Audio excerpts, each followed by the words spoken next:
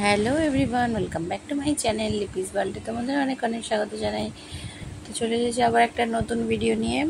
তো এটা কোনো ব্লগ নয়, এটা জাস্ট কিছুটা সময় যেটা সকালবেলা আমি যে টাইমটা কাটিয়েছি, তো সেইটাই কিছুটা সময় তোমাদের সাথে শেয়ার করে নিচ্ছি। তো দেখো, এটা আমার গোপুসোনা, ওকে আমি সেবা দিয়ে নিচ্ছি সকালবেলা।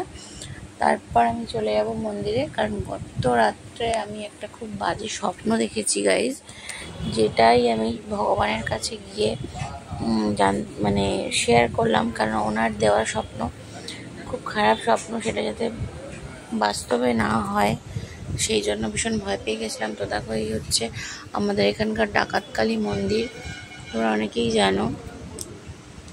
এই মন্দিরে এসে আমি পুজো দিয়ে নিলাম, কারণ মানে যা কিছু বলো, স্বপ্ন যাই হোক, ভালো হোক মন্দ হোক, সবটাই ভগবানের সঙ্গে যুক্ত।